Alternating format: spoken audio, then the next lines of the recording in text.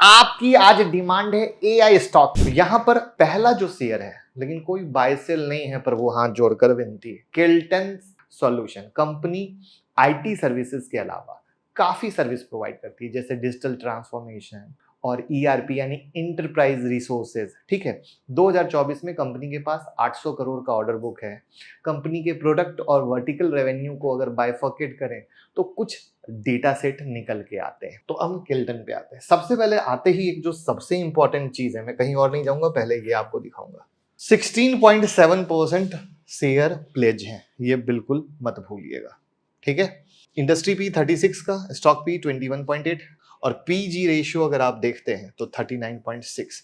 P ratio पर सस्ता है, बट एज पर पी महंगा नहीं, कुछ अनदर लेवल पर महंगा है।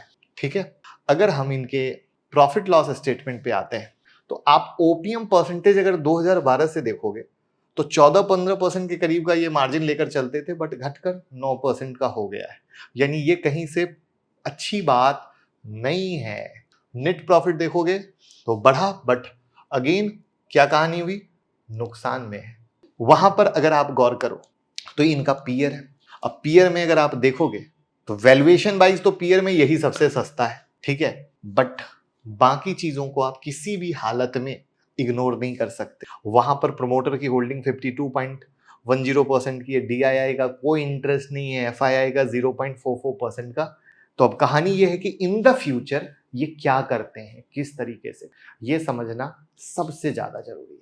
आपको नेट प्रॉफिट तो निगेटिव दिखा, बट एक इंटरेस्टिंग लर्निंग दिखाता हूं जो मैंने कई बार कई वीडियो में बात की है। ये है हमारा अदर इनकम, और ये जो लॉस आपको यहाँ पे दिख रहा है ना, नेट प्रॉफिट वाला, वो ड्यू टू अदर इनकम आया है। ठीक है, और वो भी सिर्फ 2023 के क्वार्टर में, क्योंकि इनकी एक सब्सिडरी की कहानी है। तो बस आपको ये बताऊंगा कि ये यहां पर जो दिख रहा है ये इसके कारण है। अगर इनके मेन बिजनेस के कारण ये होता तो हाईली निगेटिव कहलाता। ठीक है, और दूसरी बात जो निगेटिव वाला पॉइंट है वो ये जरूर है कि प्लेज है शेयर, वो कभी भूलने वाली बात नहीं है।